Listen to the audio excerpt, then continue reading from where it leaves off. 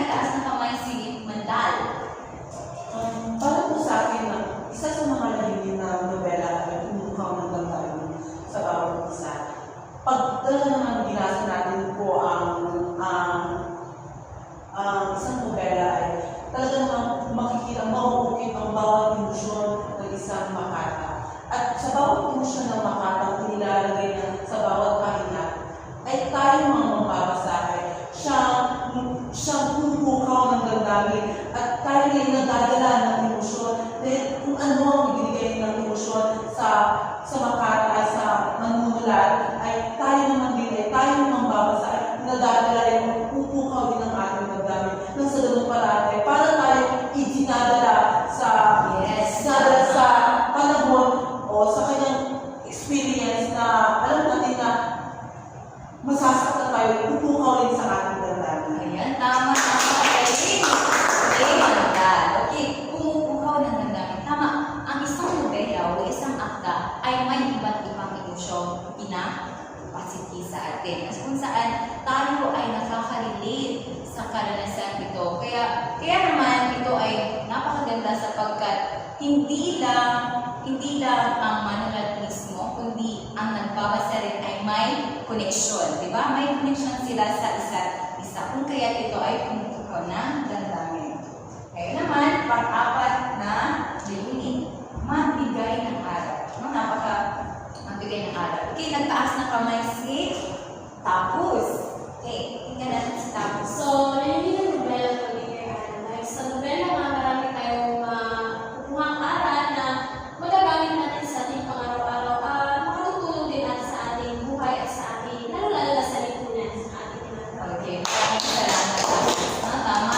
Ang mga akda, isip ko na ang nobela, ay maraming kapupulutan na aral na siyang magagamit natin sa pang-araw-araw at mailalagay natin sa ating totoong karanasan o sa ating buhay.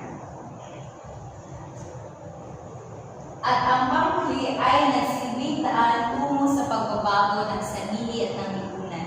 Bakit kaya? Bakit kaya, class? Ano naman silbing daan tungo sa pagbabago ng sarili at lipunan? Okay, nagtaas na kamay si Roxanne. Sa tingin ko po, nasisilbidaan po talaga ako. Isang layunin po ng nobela ay nasisilbidaan sa lipunan at sa sariling pagbabago. Dahil po, pag binasa po talaga natin ang isang nobela, doon tayo mamumulat. Doon tayo mamumulat sa kung anong nangyayari sa panahon. In connected with that, nagiging silbidaan siya upang baguhin natin ang ating sarili, upang maging progresibo ang ating bansa. Kung sakali mali, ang nobela ay tumutukoy sa lipunan. Nagiging silbidaan siya upang humubog, upang ipamulat sa atin na ang ating karanasan doon ay siyang hindi kaaya-aya. Kaya sa paraang ang sa layunin ng nobela ay pamulat sa kanila na dapat tayo ay hindi dapat minamaliit. Tayo ay lumaban at gumising sa katotohanan dahil alam naman natin na tayo ay merong pagbabago at alam natin ang pagbabago ay madali lang lalo sa panahon ngayon. Okay, napakagaling. Palakpakan natin si Osinso. Okay, no, tama sinabi ni si. Gaya ng akda ng Serisa, di ba? Ang El Filibusterismo, di ba? Siya siyang nobela. Di ba? May mga karanasan doon na kung saan tumatalakay sa totoong pangyayari at sa pamamagitan ng nobela iyon ay nagmumulat sa mga tao na kung ano ang nangyayari, na baguhin, di ba? Nagmumulat na kung saan na hinihikayat ang lahat na kumilos, magkaisa, di ba? Kung kaya ito ay nagbabago sa sarili at ng lipunan upang mas hindi maunlad at progresibo ang bawat isa sa atin at inaang isang lipunan. Okay, naunawaan mo ba ang mga layunin ng nobela? Opo. Okay, ngayon naman ay dako tayo sa mga uri ng nobela. Maaari niyo bang basahin ang una? Nobela romansa. Nobela na pumataksa sa pag-ibig.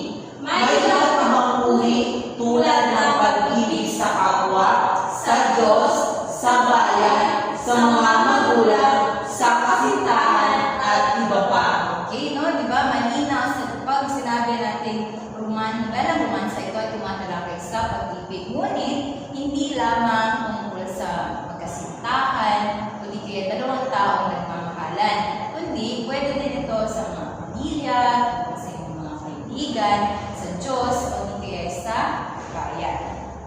Sunod na uri naman, pakibasa class. Nobelang historical.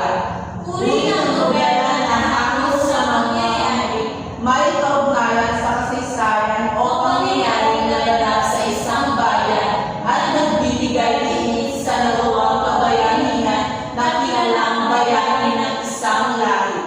Ang paksa ay tunay na nangyayari o sitwasyon, kahawig, aktwal na kalagayan na umihira sa isang bansa o lahi.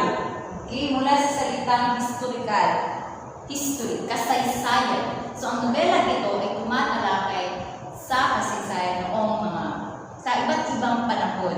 Mula noon hanggang sa ngayon. Diba? Kung saan mga inilalagay doon kung ano nangyari sa spesipikong panahon ito hanggang sa pagbabago nito. Diba? Kaya maganda din ito sapagkat diba, tayo ay nalalaman natin kung ano ang nangyayari noong unang panahon bago tayo nandito sa isinilang dito sa mundo, diba? So, pag sinabi ng historical, ito na yung tumatalakay sa kasaysayan. Okay. Sunod naman, basahin. Nobelang realistiko. Ito ay uri ng nobela ang layunin ay makilala ang pagpalahatang pananaw na binubuo ng mga kaisipang hango sa partikular na paniniwala.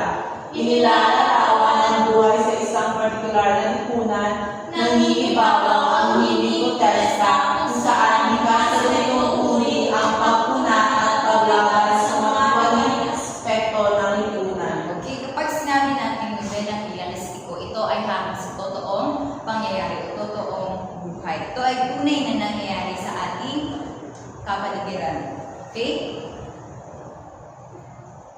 Ngayon naman ay ang nobelang tauhan.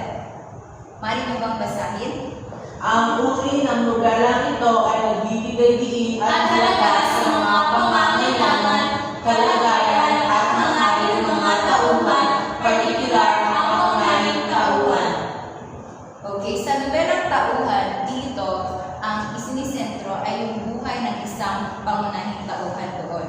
Na kung saan sa kanya umiikot ang kwento, yung mga naranasan niya, yung mga pangyayari na ganap sa kanyang buhay. Halimbawa, ang nobelang tauhan ay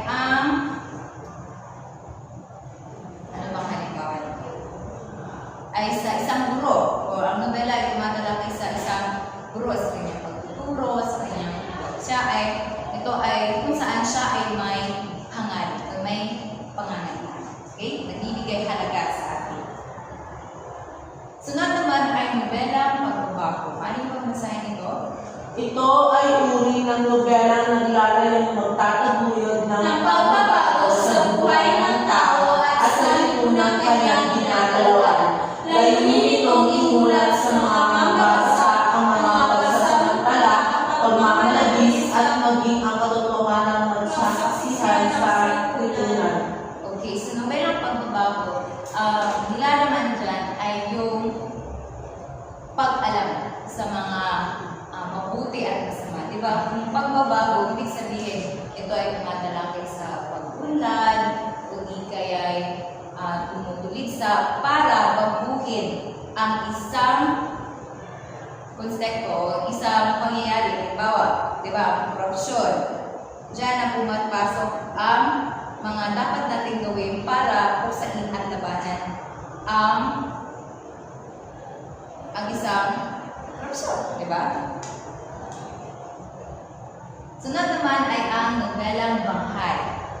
Kapag sinabi nating nobelang banghay, ito ay uri ng nobela na ang focus ay ang pagkakabalangkas ng mga pangyayari na siyang ikinawiwili ng mga mapapasa. Kapag banghay, mayroon itong pagkakasunod ng mga ideya, mga simula, gitna, hanggang sa wakas na kung saan nag-e-enganyo na ang magbabasa na magbasa nito. Okay, sunod, pakibasa. Nobelang katatawanan. Layunin itong maglahat ng mga katatawanan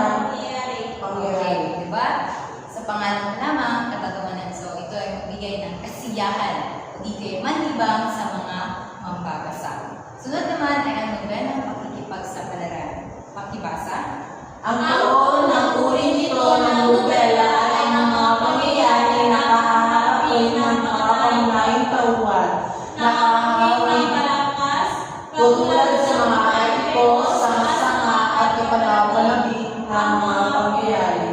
Okay, kapag sinabi natin nobelang pakikipagsapalaran, ito ay mayroong kinakaharap na problema para solusyonan ito. Kung saan ang isang tauhan ay makaharap sa isang problema at kinakailangan masolusyonan niya ito hanggang sa matapos ito.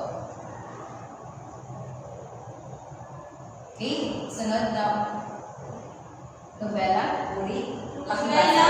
Autobiographico. Ito ay nobelang nagsisiwalat ng impormasyon tungkol sa buhay ng mga akda. Okay, ito ay tungkol naman kung saan inilalakpat ng manulat ang kanyang sariling karanasan o ang kanyang buhay sa pagsulat ng nobela. Kagaya na lamang ni Genoveva de Rosa Matuti, kung saan ang kanyang mga sinulat na mga akda ay karaniwang matalakay o inuugnay niya sa kanyang buhay karanasan bilang isang guro. Okay, sige, pagpatuloy. Nobelang panlipunan o utopia. Isa itong uri na naghahayag ng isang perpektong punan. Okay, kapag sinabi natin nobelang panlipunan, ito ay tumatalakay sa isang lipunan o isang saan na mayroong pagpasok ng isang progresibo o di kaya tumatalakay sa mga totoong pangyayari na nakikita natin sa ating lipunan. Okay. Ngayon, nobelang katatakutan. Diba? Kapag uri ng nobelang katatakutan, tsak na makakatakot. Yes! Yung mga salitang ginagamit dyan ay medyo mga Creepy. yes, mga creepy. Kaya na dyan ay ang mambabasa ay natatakot din. Diba? So, yan ang nobelang katatakutan. Nobelang masining. Nobelang sining. Diba? Ito ay ang paglalarawan sa tauhan at pagkakasunod ng pangyari at ang kasiningan ng mga salita at pahayag na ikinikaiba nito sa iba pang mga uri. So, nobelang masining, ito ay hindi direktang inihahayag na may akda ang nais nitong iparating, kundi sa pamamagitan ng paggamit ng mga tayutay, idioma, o kaya yung mga matatanhagang salita. Yan ay tinatawag na nobelang masining. Okay, pakibasa naman ang sunod. Nobelang Pantasya. Ang nobelang pantasya ay naglalahat ng mga pangyayari, tapuan at tauhan na nauukol sa mga limang isip, nakikita at sa buni-buni lamang nabuo. Bagamat likhang isip ay nakapagdudulot ng tila, makatauhan ang mundo na maaaring panirahan ng karaniwang tao. Yan, so halimbawa nito class ay tungkol sa mga Diyos-Diyosan o yung mga